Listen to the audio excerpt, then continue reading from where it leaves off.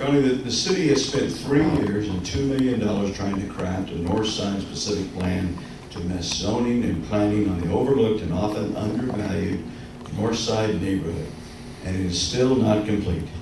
Meanwhile, the City Council approved a 308,000 square foot warehouse on Center Street, leaving a 16-acre hole in the middle of this specific plan.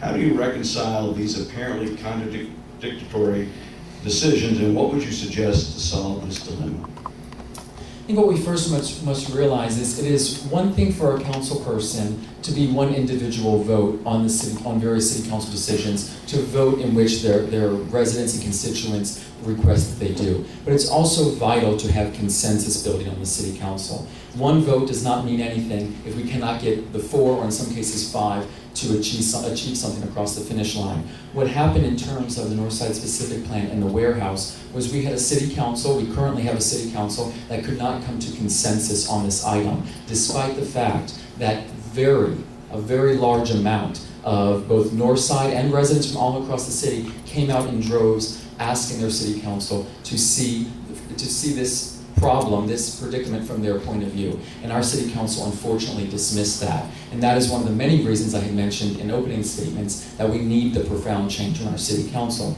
I think what has happened, and even, I know in the question it says 3 years of the Northside Specific Planning process, the various members of the community I've spoken to say feel that it has been longer than that, and it's an absolute disservice to the residents. It somewhat makes the residents feel that there has been a bait and switch mentality, that they were given this Northside Specific Plan, and it's been going through the process for a number of years, but have not seen any true, real fruition on that. And I think that is because of a lack of political will. If a council person wants to push something along, they have the ability to do so. Staffing and other levels of government that achieve this Northside Specific Plan answer both to city management as well as the council, and we need that political will. Thank you. Mr. Gardner, same question. Thank you.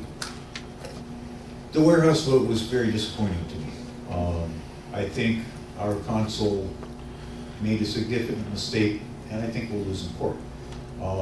There's this thing called the Brown Act, or the California Open Meeting Law, which says that a majority of a legislative body, like city council or a committee of the city council, cannot meet outside the public eye except in very rare circumstances. For me to have gone and worked the council in advance of the public meeting would have been illegal. I won't do that. Whether I like the rules or I don't like the rules, I follow the rules. And I think it's important that your elected officials do that and that they understand the rules. As far as the warehouse goes, yes, there is a big hole. If that warehouse is built, it will make it very difficult to develop anything other than other industrial around it. It sets the tone, and I believe it to be the wrong tone. I argued that.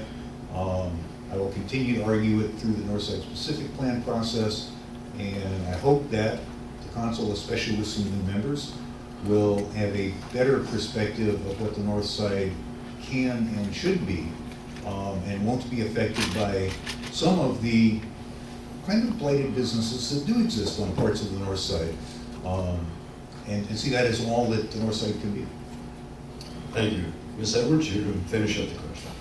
The Northside Specific Planning process in many ways has been a wonderful process that has taken into account community desires, needs, voices across several workshops. What disappoints me about this particular plan is, as the question mentioned, how long it has taken, how long it is taking to complete it. We must, and on City Council I will, continue to insist on these community-led processes, but also make sure we keep the fire in our belly so that the process keeps going and is completed in a timely manner.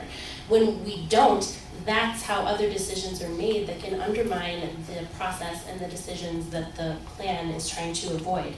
Another tragedy with this particular issue, the warehouse especially, is that the community who's against the warehouse has to put together their own dollars to stop it. This is a disappointing process that is the last recourse for a community. While I'm on City Council, I'll make sure that voices are listened to from the community early on in the process, that we keep planning processes moving swiftly, and also that we work across the region with other cities who are neighbors to ours. We saw what happened in Colton with the approval of their warehouse. It was one of the reasons that our council cited when they approved this one. If we were thinking more regionally and thinking about being better neighbors, that might not have happened. Thank you very much. We're going to start now, Mr. Gardner, with you. The